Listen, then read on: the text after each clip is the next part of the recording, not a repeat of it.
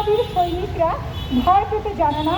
হাদি ভাইয়ের হত্যার বিচার করার মাধ্যমে এদেশের আগামী প্রজন্ম যেন স্বাধীনতা সার্বভৌমত্বকে নিয়ে অকুতোভয়ে কথা বলতে পারে, সেই আশ্বাস আমাদেরকে দিতে হবে। রাষ্ট্রীয় কোন শক্তি যদি বাংলাদেশ দাবিদারি করে, বাংলাদেশের ছাত্ররা তার তুমুল আন্দোলন করে করবে। যে আমাদের দেশে যারা এদেশের স্বাধীনতা সার্বভৌমত্ব রক্ষায় আন্দোলন সংগ্রাম করছে, তাদেরকে এক ধরনের কিলিং টার্গেট করা হচ্ছে এবং কিলিং টার্গেট করে তাদেরকে হত্যা করা হচ্ছে। তার মানে কি আমাদের দেশ কি আরেকটি একাত্তরের দিকে যাচ্ছে? আমাদের দেশ কি আরেকটা যুদ্ধের দিকে যাচ্ছে? যদি এদেশের স্বাধীনতা সার্বভৌমত্ব নিয়ে কথা বলতে গিয়ে হাদি ভাইয়ের মতো এরকম সকলকে হত্যা হতে হয়, তাহলে এদেশের স্বাধীনতা সার্বভৌমত্ব এবারে ভূমিষ্ঠিত হতে যাবে, সেটাকে কোনোদিন মেনে নেওয়া যায়? তাই সর্বসাকুল্যে হাদি ভাইয়ের হত্যার বিচার করার মাধ্যমে এদেশের আগামী প্রজন্ম যেন স্বাধীনতা সার্বভৌমত্বকে নিয়ে অকুতোভয়ে কথা বলতে পারে, সেই আশ্বাস আমাদেরকে দিতে হবে। বিগত 15টি দিন বাংলাদেশে অন্ততপক্ষে 5 জন সীমান্তে হত্যাকাণ্ড ঘটেছে। একটি নির্বাচনী সরকার আমরা 12 ফেব্রুয়ারি পেয়েছি, কিন্তু আমরা লক্ষ্য করেছি 12 ফেব্রুয়ারি নির্বাচনে এই সরকারটি 5টি হত্যাকাণ্ডের বিরুদ্ধে 2 শব্দ পর্যন্ত করেনি।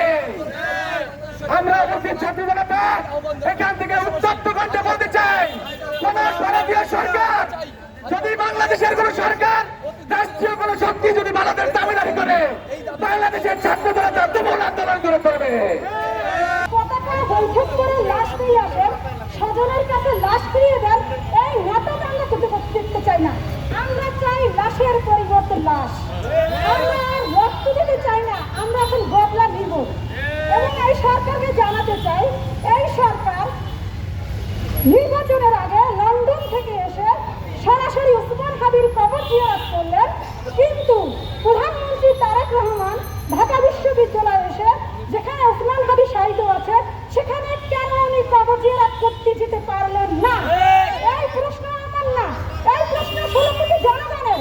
এই প্রশ্ন ব্যাপারে প্রধানমন্ত্রীর এই প্রহসনে 16 কোটি জনগণ আহত হয়েছে। আমরা স্পষ্ট বার্তা দিতে চাই, এই সরকার টিকে থাকতে হলে ওসমান হাদির বিচার আদায় করিয়ে টিকে থাকতে হবে, জুলাই সনদ বাস্তবায়ন করিয়ে টিকে থাকতে হবে। এখন আমার দায়িত্ব আমার ভাইয়ের বিচার আদায় করা 16 কোটি জনগণকে সাথে নিয়ে।